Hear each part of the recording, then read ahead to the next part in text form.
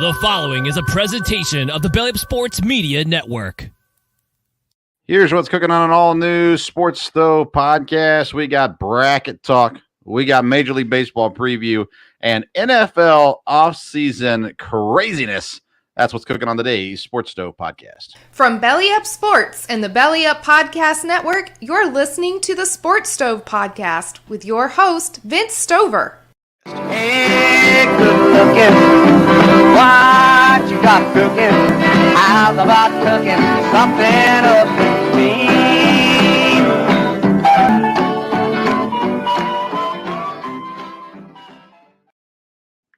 Welcome into an all-new edition of the Sports Stove podcast. I'm Vince Stover, joined by my dad, Dale Stover. Dad, how you doing today? Oh, boy, doing good. Exciting time of the year. Always love March Madness and madness going on in the NFL and just all kinds of stuff and fantasy baseball coming up. There's a lot going on in the next couple of weeks.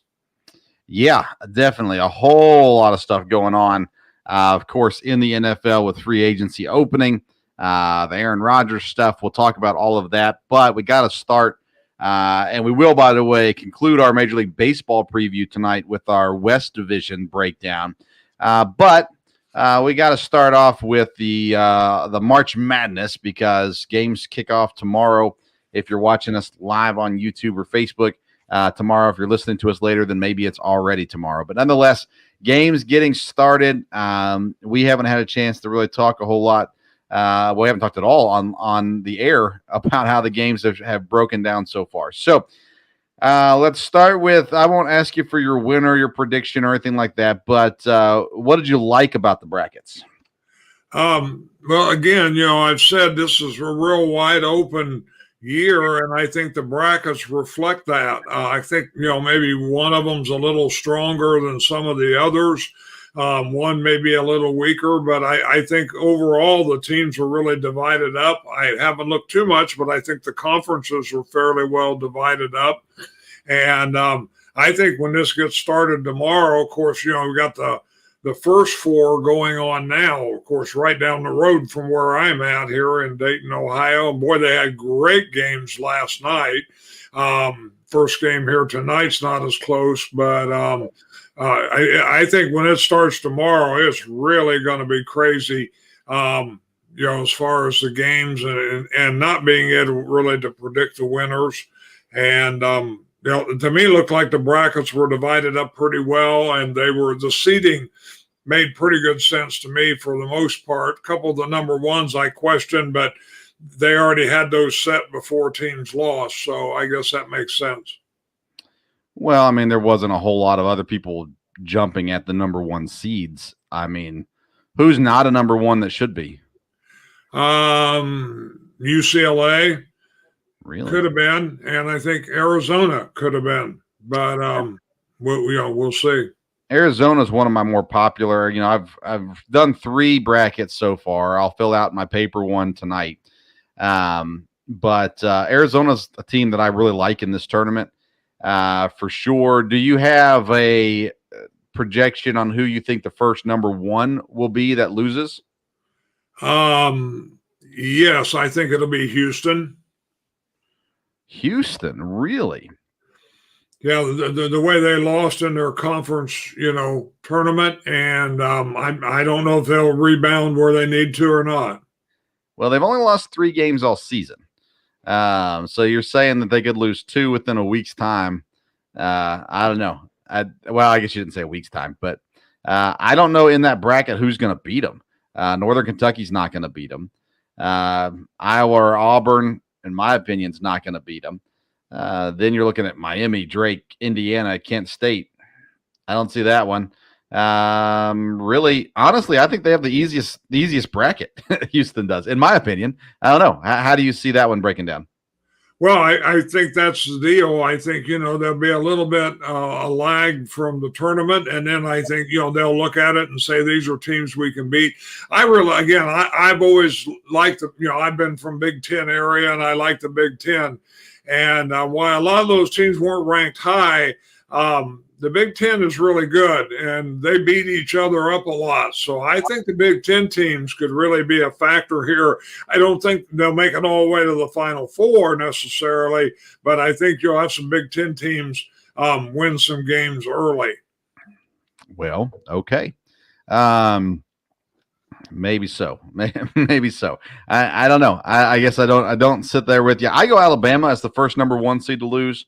They got so much going on around the program, and sure, it could unite them, but at the same time, there's just so much happening. Every fan base outside of Alabama's fan base is going to be cheering against them.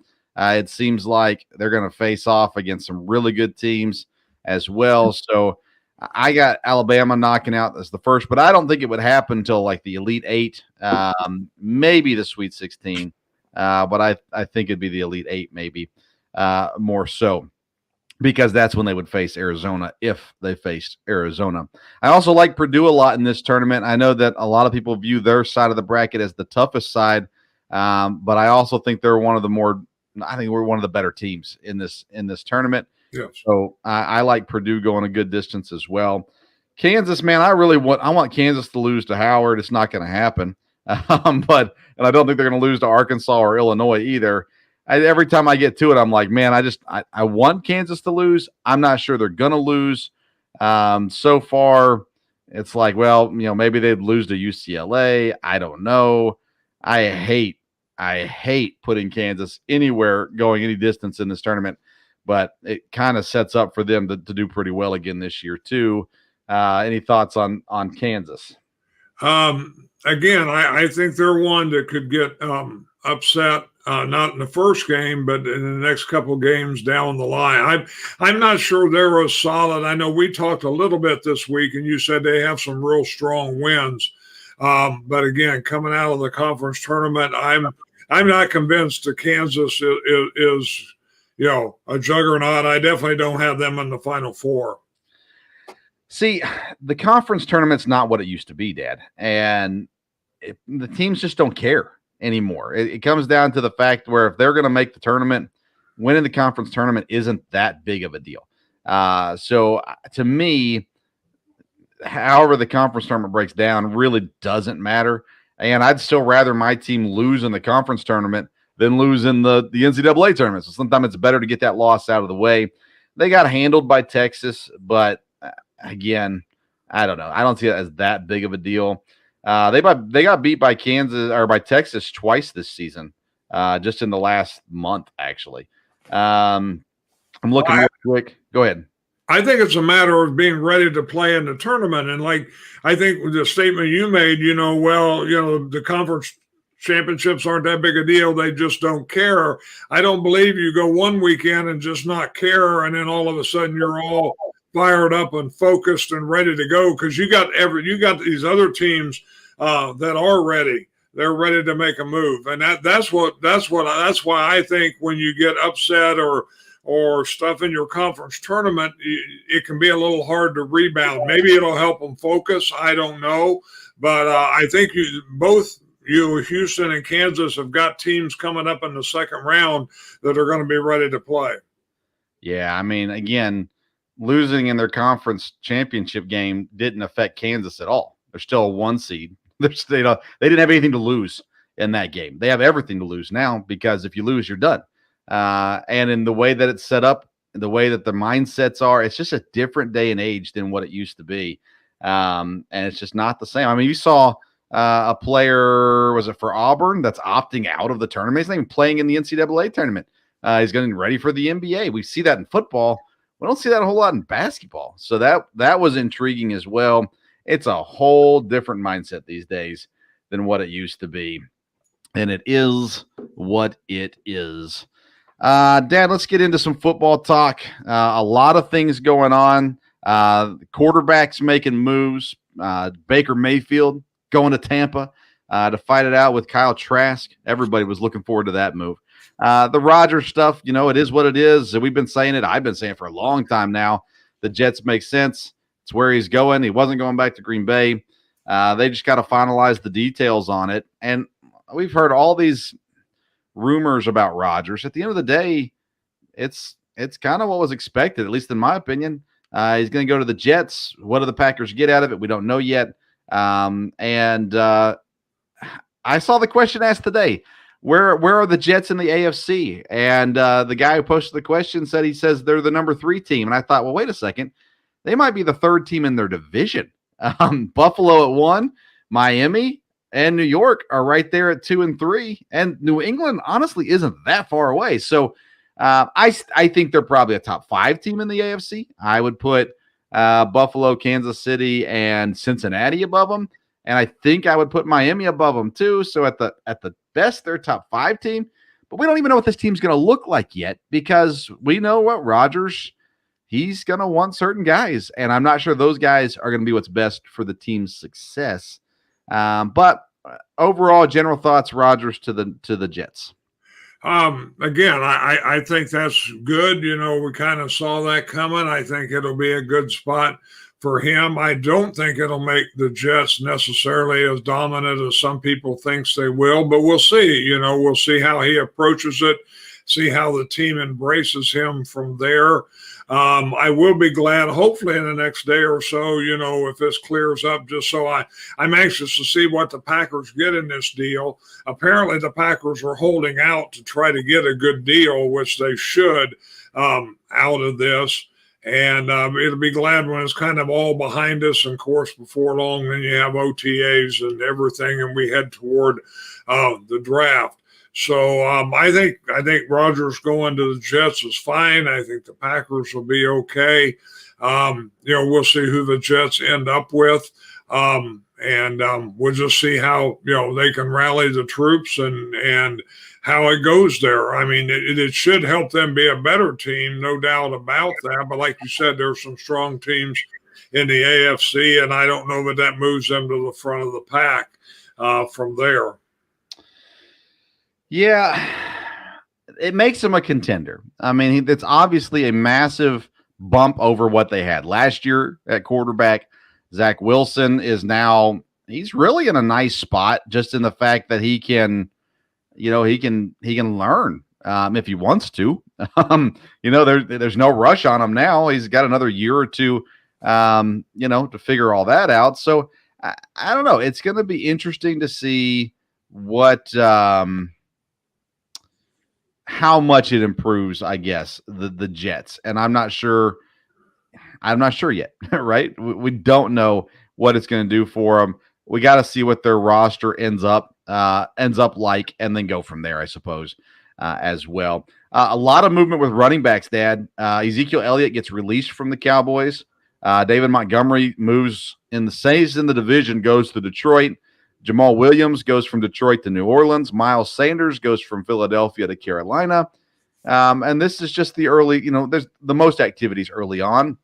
A lot of things happening, a lot of player movement. I haven't even had the time to go and look and see where everything's shaking down at right now, other than the major things that we've heard about. Is there any moves that have surprised you thus far in free agency? No, I kind of thought there would be a lot of movement this year. And, I think there will be. Again, seems to me like probably in the last couple of years, you've had top players get released and move more than you used to. From there, some of the teams, seems like, they've definitely lost some players. Looks like, again, I haven't kept up with all of it, but, seems like the Eagles, have had some players move on. Yeah. Maybe that's a little bit surprising there. But some of the movement has been good for players. Baker Mayfield, this may be a good spot for him for next year with Tampa Bay.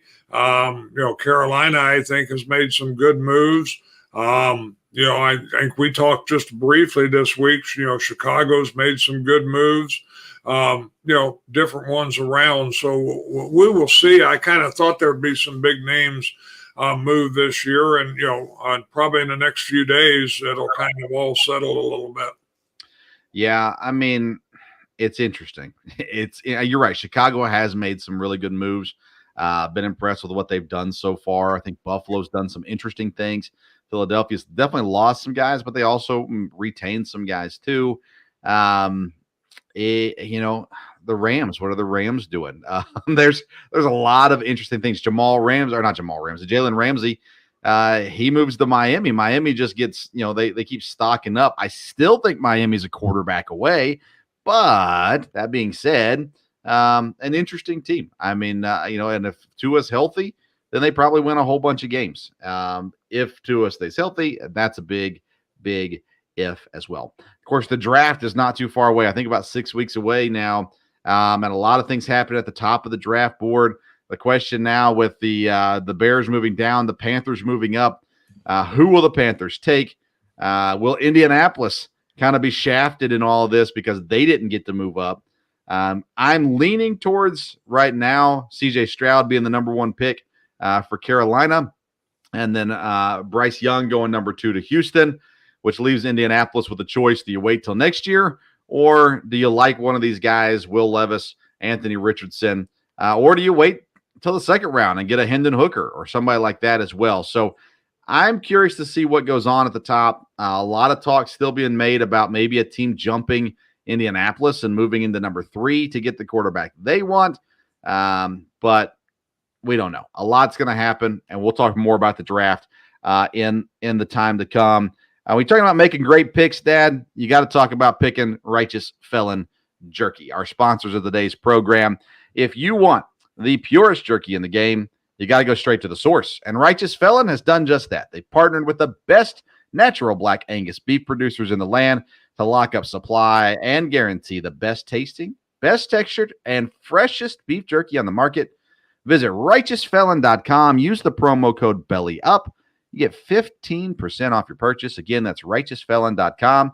You use the code BELLYUP, you get 15% off your purchase. And Dad, the code BELLYUP is not just good for righteousfelon.com, but a new partner with our show, which we'll have hopefully more pictures and graphics for you next week, is Mahler Bros Golf. Mahler Bros is an apparel company. They got other things as well.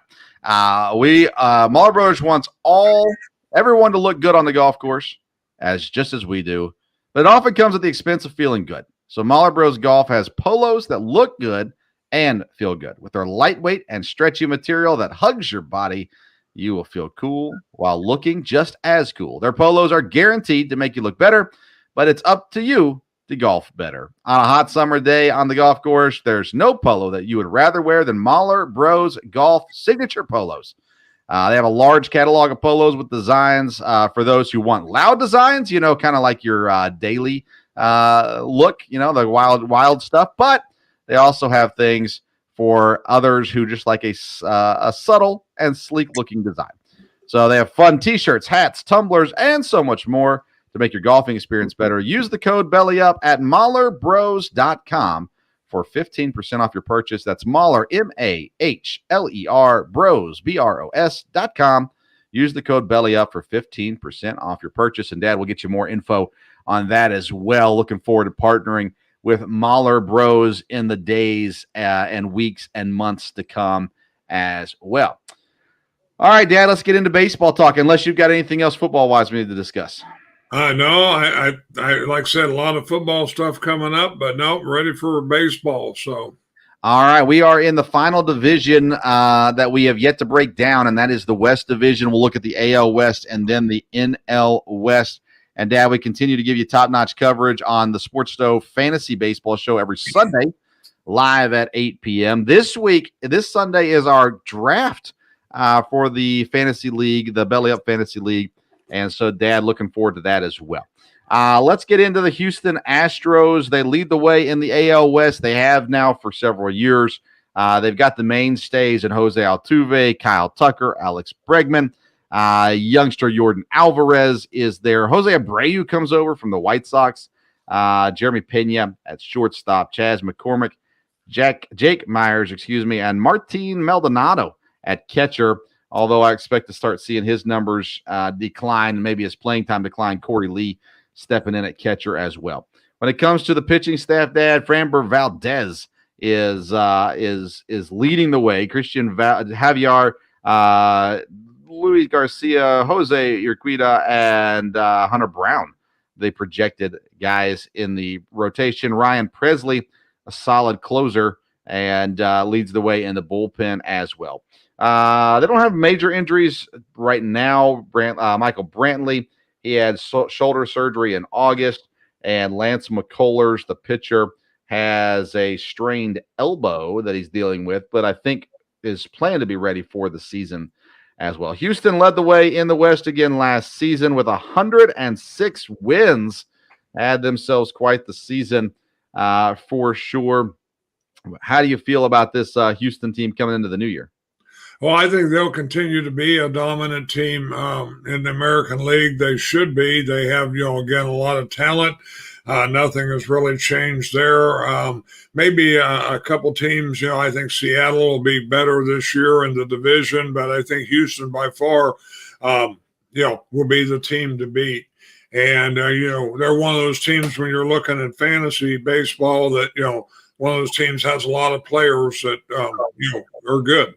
Yeah, I mean, when you have the defending World Series champs that didn't lose a whole lot in the offseason, they did lose a little bit. Justin Verlander, if you can call that a little bit, is no longer on the team. So, I mean, that's going to hurt, I'm sure, to some degree. But, overall, you really didn't lose a whole lot this year. You're going to come in and hope that guys will step up and do their jobs. And they got good pitchers there as well. I like what Houston's going to do again this year. I don't think the competition is too stout for Houston either in this division, and that kind of sets up nicely for them. 106 wins last year. Their over/under is set at 96.5 wins, and like I said, they didn't really lose much. You're giving them a 10-game difference. I'm going to say they're going to stay over that 96.5. I would agree. I think they'll be over. I don't know if they'll get as many as last year, but I think they could maybe get close to 100. So, but yes, I think they'll be over the 96.5. Yeah, again, their division is theirs for the taking, right? I mean, the Angels should be better, but we don't know if they will be. The Mariners should be better, but we don't know if they should be. They will be, and so that kind of leaves it open. Let's look at the Angels. You talk about a star-studded group in Los Angeles. Can they do anything with it is the question. Taylor Ward, Mike Trout, Shohei Ohtani, Anthony Rendon, who I think will play very little this year. I think Gio Urshela will overtake him. Hunter Renfroe, Brandon Drury, Jared Walsh, Logan O'Hoppe at catcher, and David Fletcher as well in this lineup. And then you look at the pitching staff. Shohei Ohtani, of course, leads the way. Patrick Sandoval. Tyler Anderson comes over from the Dodgers after a career year. Jose Suarez and Reed Detmers leading the way there. And they got a decent to okay bullpen in Los Angeles. But, Dad, this is a team that underachieves consistently. I look at Mike Trout, of course, being a big part of that. He's one of the best players that we've ever seen in baseball, yet he can't make the postseason. Shohei Ohtani, a phenomenal player, yet can't make the postseason. When will they ever, the Angels show up to the potential which they have on their roster? I think they'll do better this year because, like you said, they've got the talent. I think I heard, Ohtani, this is in his contract year or whatever there. I think this is the year they'll play better and put it together and not be disappointing. Now, how good they'll be, we'll see. But, I think they could get back in the playoffs this year. And again, I don't think it'll be as disappointing as it was last year. Well, I don't know, man. I've kind of given up on the Angels. Not to say they can't do it, but they're going to have to prove it to me. They can't stay healthy. That's one of the issues they've had. They've had guys that, like Jared Walsh, for instance. I like Jared Walsh. I think Jared Walsh could have a good season this year, but last year he was supposed to have a great season, and he did not. Taylor Ward, can he pick it up and continue to get better? Like I said, I think Rendon's done. I'm not worried about him anymore. But they bring in Gio Urshela, they bring in Brandon Drury, they bring in Hunter Renfroe. These are good players, and maybe they do complete the team. I don't know. That's kind of the big question mark behind it. I don't love their pitching staff. I like Tyler Anderson coming off a great year. I like Shohei Ohtani, of course. I don't really love what they're doing there with the pitching staff either, but they should do better than 73 wins, which is what they did last year. Their over-under for this season is 80.5. It sounds like me like you're saying you'd go over 80.5. Yeah, I think that may be about where they're at, but I think they could have 81, 82. So I'll go over 80.5 because I do think they'll be improved. They have to. I mean, that's what it comes down to. They have to. Shohei Ohtani's leaving. He's going to San Diego or he's going up the road to the Dodgers. They have to make the most of this season. So I'll go over as well. Like I said, I think we're going to see a pretty good season out of Jared Walsh. I think Taylor Ward's going to be good. Trout has to stay healthy. Ohtani has to stay healthy. Hunter Renfroe is a great piece. It's a good addition. It's a good addition. And can Gio Urshela kind of come in and be what he's supposed to be? That'll be a question mark as well. So I'll say over. I think you're right. Could they hit 85 wins? Sure. Will they? I'm doubtful on that one. So probably 80 wins is about right. But I'll go over 80.5 for them as well. Let's see here. We go from teams that have hope to teams that don't. The Oakland Athletics. Without a doubt, the worst team in Major League Baseball. They've done a lot of crazy stuff. I just wrote an article this week about fantasy locks and busts and sleepers in the AL West. And Dad, I couldn't come up with a lock. I couldn't come up with a sleeper. This team is horrible. Tony Kemp, Ramon Laureano, Seth Brown, Jesus Aguilar, Jace Peterson, Shea Langeliers. I'm sure I'm saying that wrong. Connor Capel, Nick Allen, and Estuary Ruiz, who people think is going to be this base stealing phenom, and he very well could be, especially with the new rule changes.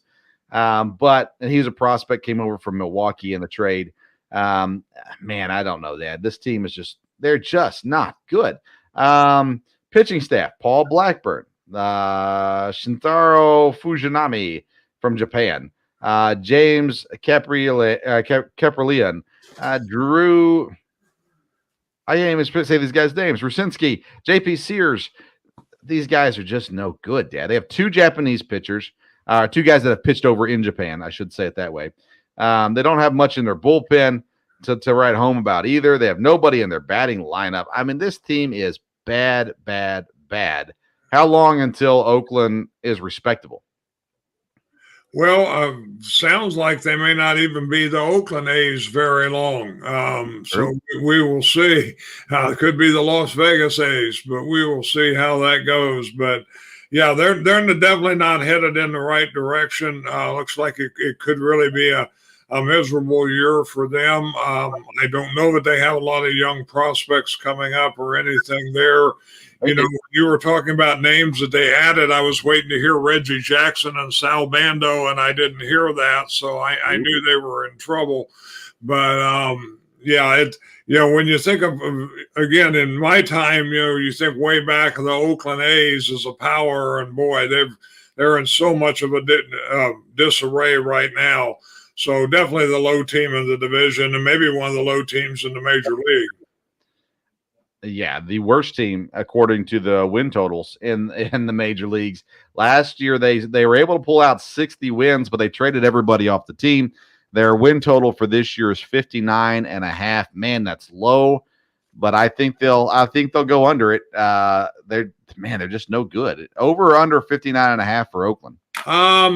It might be safe to say over, but there's no real reason to say that, so I'll go under 59.5. Yeah, I don't think it's safe at all to go over. So let's talk about a team we do think has some potential, and that's Seattle. The Mariners continue to make moves this offseason, adding some guys like A.J. Pollock, Teoscar Hernandez, Colton Wong to the lineup. They also get Tommy La Stella that comes in and be kind of that utility guy for them. An interesting team to add. Colton Wong is a veteran player who's been very consistent. Julio Rodriguez, the young gun, he's phenomenal. Had a great year last year. Ty France has been consistent. Teoscar Hernandez, bad year last year in Toronto, but this is a much better situation. He'll do better this year. Eugenio Suarez, Cal Raleigh's the young catcher that a lot of people love. I don't think he's that good, but that's another thing.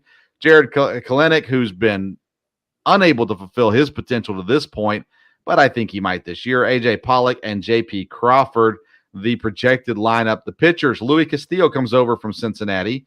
That's a good one. Logan Gilbert, he's a former first-round pick. That should be decent. Robbie Ray is a solid veteran. George Kirby, he's 25, former first-round draft pick, potential. And then Marco Gonzalez, the club rounding out the rotation. And then the bullpen is questionable. That might be where they're hurt at. Chris Flexen comes over, or is there, not comes over, but it's there. Trevor Gott comes over, Paul Sewald. There's some potential there. Nothing phenomenal. But a team that should be competing for a playoff spot this season after a good season last year, getting up to 90 wins last season. I think this team has potential, mainly because everybody else other than Houston stinks. What do you think about Seattle?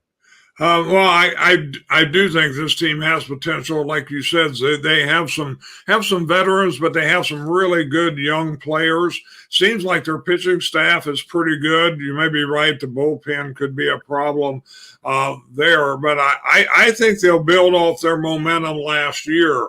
The fans hadn't had, a Mariners team in the playoffs in forever. And I think there'll be a lot of momentum in Seattle.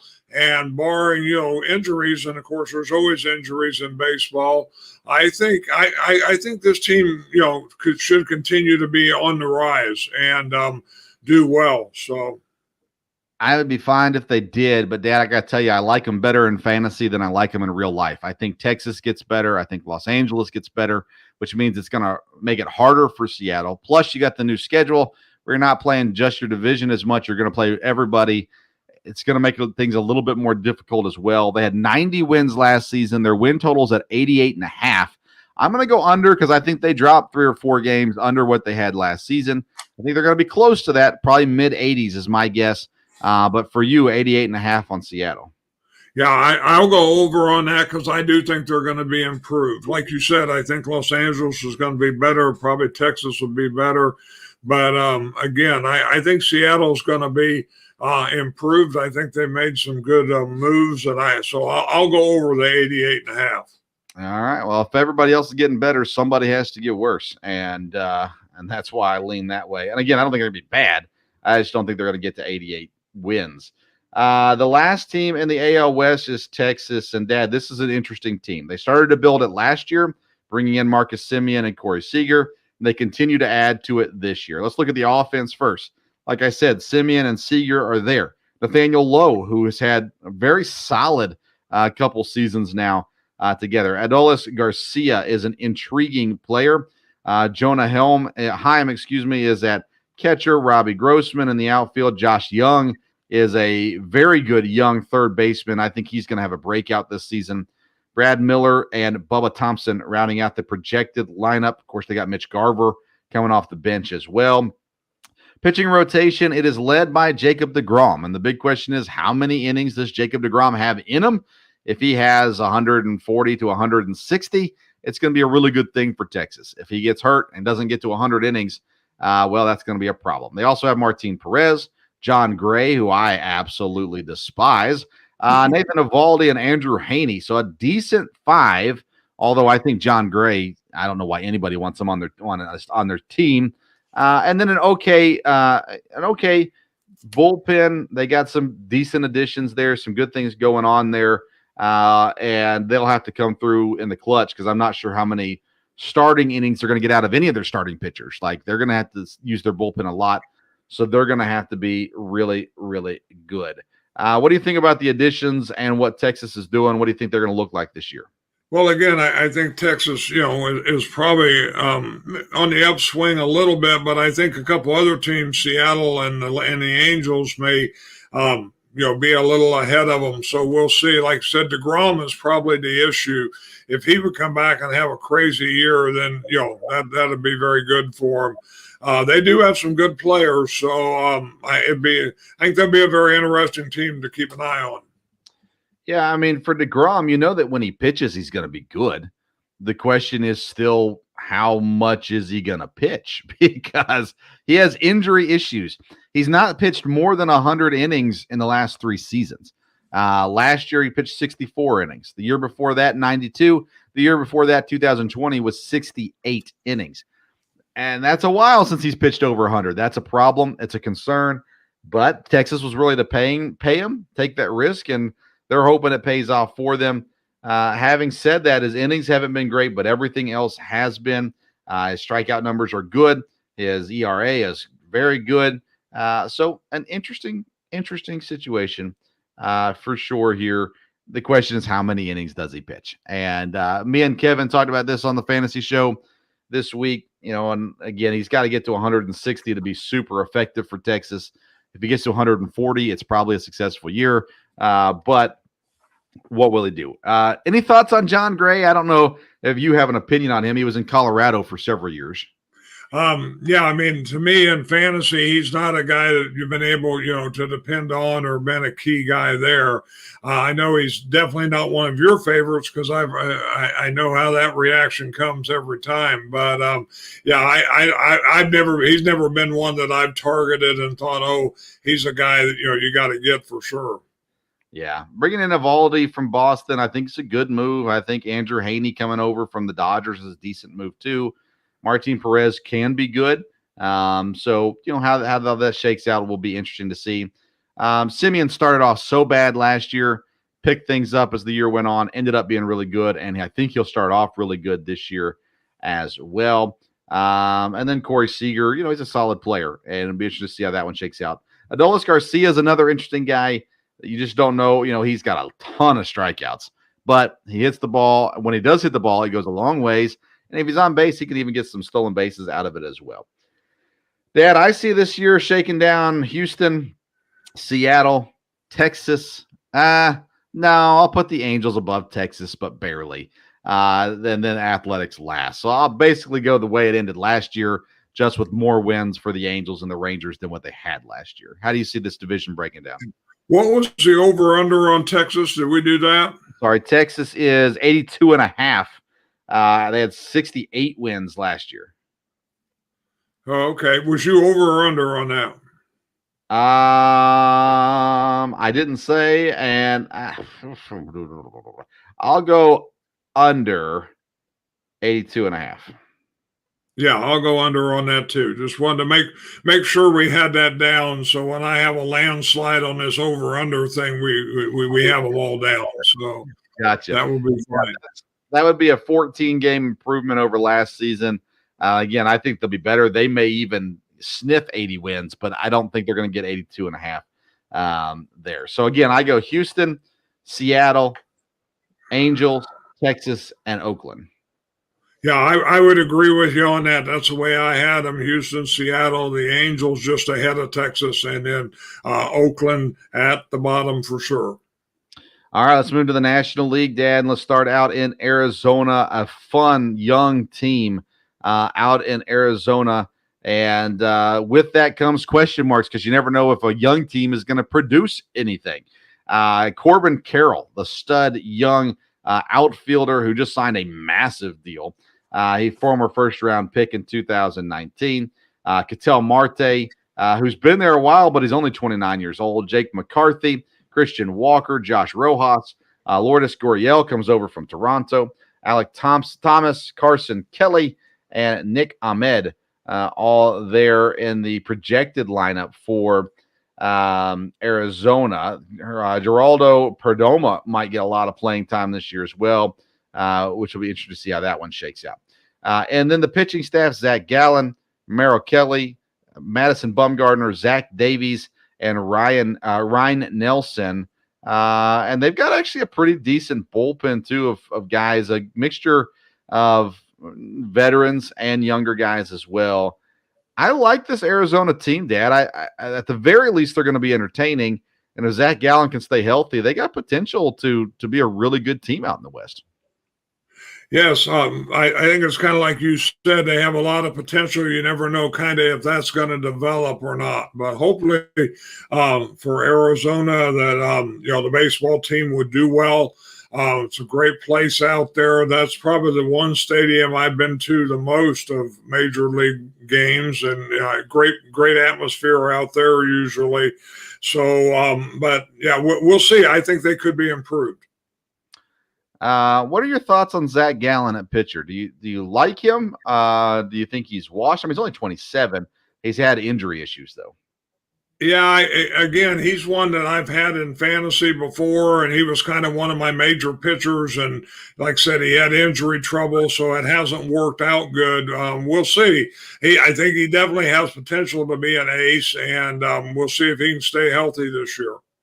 Last year was his best year of his career. He went 12-4, 2.54 ERA, 31 games pitched, 192 strikeouts to go with it as well. So that he had a great year last year, and that's part of staying healthy. If you're not healthy, you don't have a great year. If you are healthy, you do have a great year, and he's been really good. 2021 was a rough season for him. ERA over 4, but all his other 3 seasons, he was under 3 in his ERA, 2.81, 2.75, 2.54. So a lot of good things coming there from Zach Gallen. I'm intrigued by him this year. And I'm, fantasy wise, I'm intrigued to see where he falls to and everything as well, and hoping more people have bad experiences with him so he drops further than projected. This team, Dad, won 74 games last year. Their win total this year is 75.5. I'm going to go over 75.5 because I think they're better than last year. I don't think it'll be a ton more than that, but I think they go over.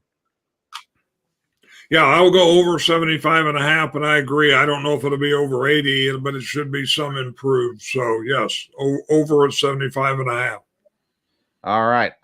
Disappointing team in Colorado. The Rockies come into this season with really low expectations.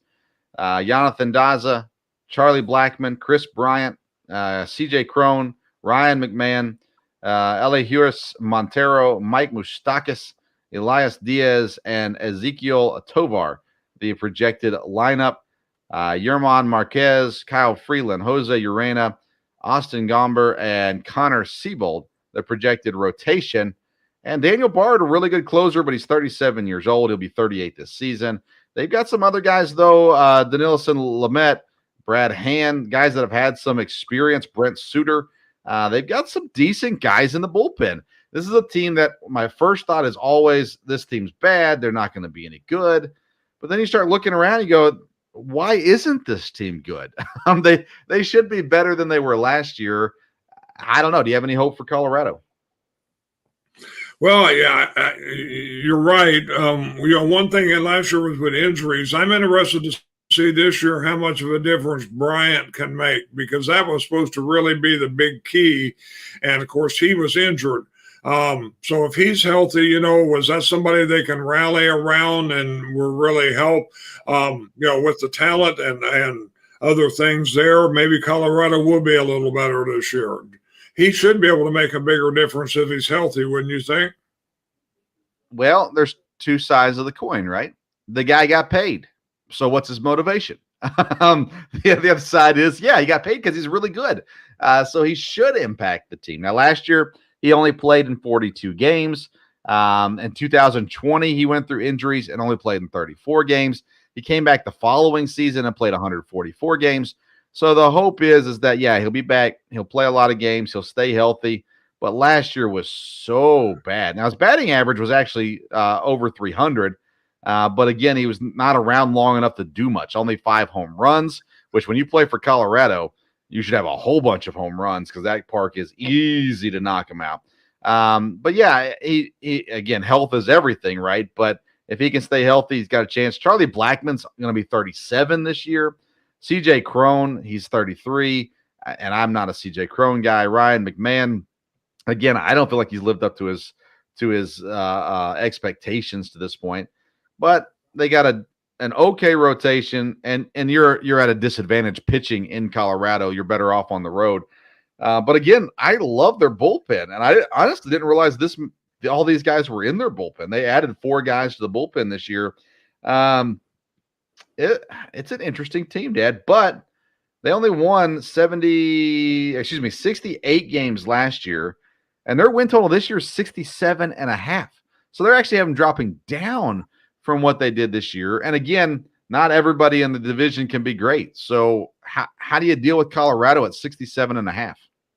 67.5, I think I'll go under. They shouldn't be under a lot, but like you said, not everybody can be good, and I'll go under on them just a little bit. Man, I feel like they can win more than they did last year, considering how bad they played last year. I'm going to go over. It won't be, I won't think by much, but I'll go over 67.5. Because even if they just do what they did last year, they go over 67.5. So I'll go over for Colorado in that one. Let's see here. Who's next? The Los Angeles Dodgers. They've been at the top of this division now for a while. And we keep thinking, oh, maybe they'll fall. Maybe they'll fall. Last year they were stocked. This year they're not as good as they were, at least on paper, as they were last year. Mookie Betts, Freddie Freeman, Will Smith, all great, really good players. Max Muncy, J.D. Martinez, David Peralta, Trace Thompson, Miguel Vargas, and Miguel Rojas, all on this team. Rojas, Peralta, Martinez, all new to the team this year. They also added Jason Hayward and Yanni Hernandez this offseason as well. Pitching staff, Clayton Kershaw, 35 years old, health issues. How good will he be is the question. Julio Urias, Noah Syndergaard comes over from Philadelphia, Dustin May and Ryan Peplot. And then the bullpen is very similar to last year. They do add Shelby Miller from San Francisco in the offseason. Gavin Lux was supposed to be a big piece to this team. He gets injured and is having knee surgery, torn ACL. That was just earlier this month.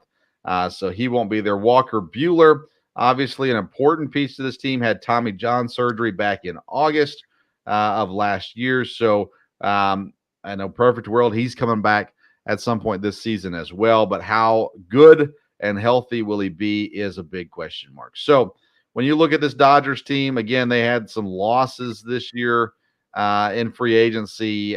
How do you view Los Angeles?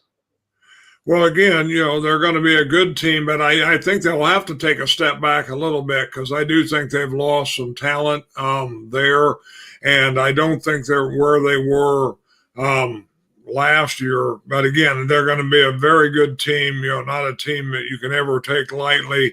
But I don't know that the Dodgers will win the division this year. Yeah, I don't either. They don't have Trevor Bauer as he goes to Japan.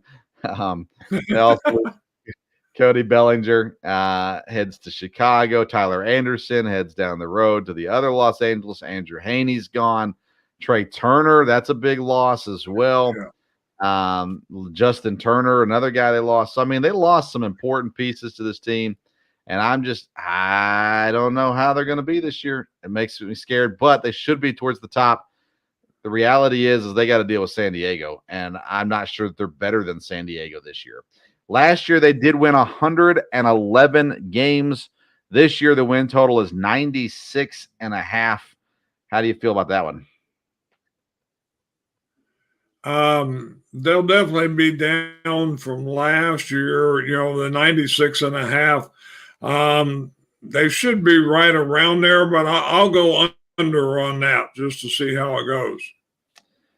Man, that's kind of what I was thinking too. I mean, that's a 15-game jump from last year. I'll go over 96.5.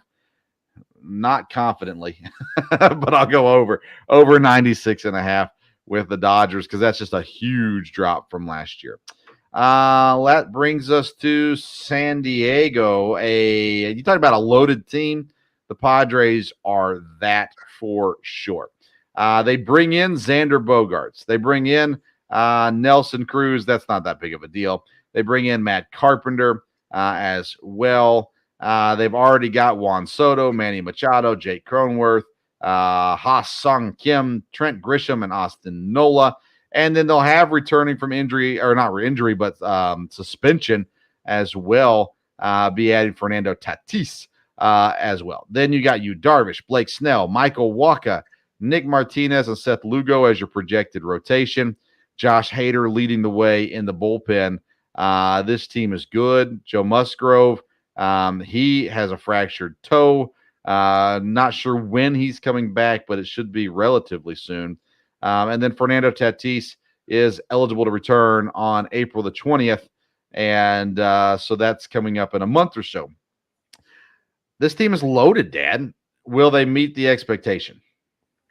They should, like you said, they're loaded. And when a team makes these kind of moves, you would like to think. Now, again, the Dodgers were loaded, and of course they dominated up until they got to get to near the end of the playoffs in the World Series. But San Diego should be, probably the class of the National League, definitely of the division, and they've really got talent, and so I would expect them to really be a premier team.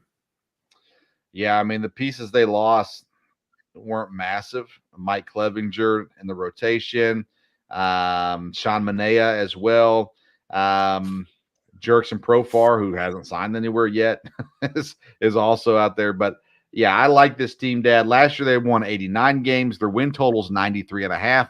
I think they have to win the division, so I'll go over 93.5. Yes, I'll go over that because I do think they'll win the division also. So, yes, over 93.5.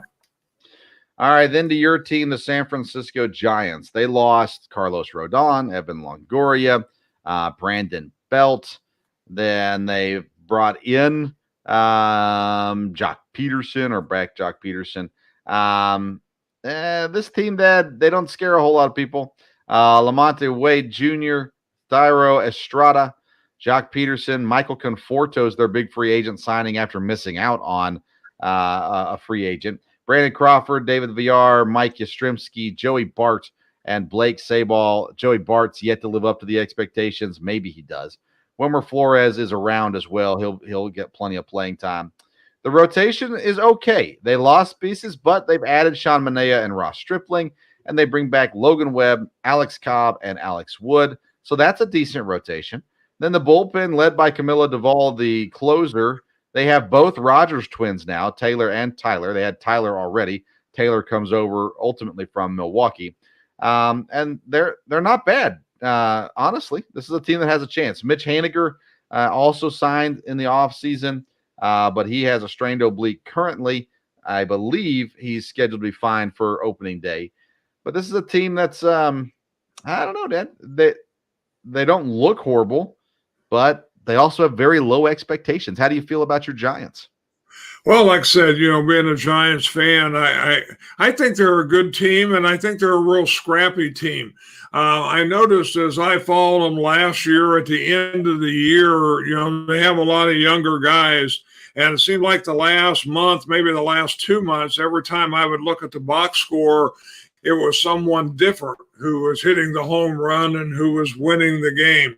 So they didn't have people that stood out, but a lot of different people with a lot of ability. And I think some of these younger guys, I think if they play together, put together as a team, I think the Giants can surprise. I don't think they're going to challenge San Diego. They're not that talented. Like you said, the pitching staff is not bad. And if you've got a good pitching staff, then that can keep you in things. And, a lot of young players, I think, can be hungry. They didn't get the big thing with Korea that they had hoped to get.